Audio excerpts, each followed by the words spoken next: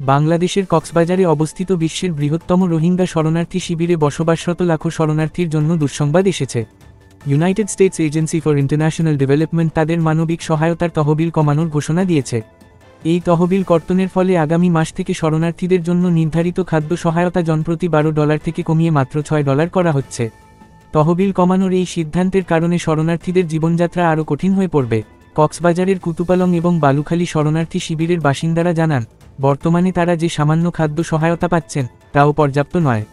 এখন এই বরাদ্দ আরও কমিয়ে দেওয়া হলে তারা চরম খাদ্য সংকটে পড়বেন। শরণার্থী হোসেন আলী বলেন, আগে যা দিত তাও আমাদের জন্য কম ছিল, এখন আরও কমে গেলে আমাদের বাঁচা কঠিন হয়ে যাবে। বাচ্চাদের মুখে খাবার তুলে দিতে পারবো কি না সেটাই ভাবতে পারছি না। আরেকজন শরণার্থী মা আমেনা খাতুন বলেন, আমরা পালিয়ে এসেছি জীবন বাঁচাতে, এখন যদি খাবারই না পাই তাহলে কিভাবে বাঁচব? জাতিসংঘের শরণার্থী সংস্থা এবং বিশ্ব খাদ্য কর্মসূচি শরণার্থীদের সহায়তা দিয়ে আসছে, কিন্তু অর্থের অভাবে তাদের কার্যক্রম সীমিত হয়ে পড়ছে। বিশেষ করে স্বাস্থ্যসেবা, শিক্ষা এবং আশ্রয়স্থলের উন্নয়ন থমকে গেছে।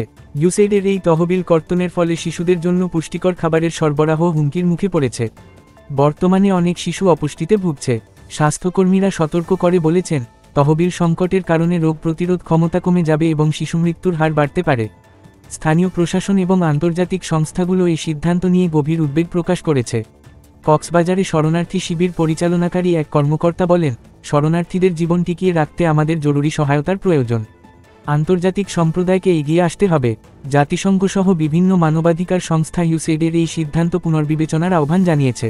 তারা বলছে, এই সিদ্ধান্ত বাস্তবায়িত হলে রোহিঙ্গা জনগোষ্ঠীর মধ্যে দুর্ভিক্ষ পরিস্থিতি সৃষ্টি হতে পারে। বাংলাদেশের রোহিঙ্গা শরণার্থীরা বর্তমানে মানবেতর জীবনযাপন করছে। খাদ্য সহায়তা কমে যাওয়া তাদের জন্য এক চরম সংকটের বার্তা নিয়ে এসেছে। শরণার্থীদের জীবন রক্ষায় আন্তর্জাতিক সম্প্রদায়ের আরও কার্যকর ভূমিকা রাখা দরকার, না হলে বিশ্বের বৃহত্তম শরণার্থী শিবিরে মানবিক বিপর্যয় নেমে আসতে পারে। নতুন নতুন শীর্ষ খবরের জন্য চ্যানেলটিকে লাইক, কমেন্টস, শেয়ার, সাবস্ক্রাইব অথবা ফলো করুন।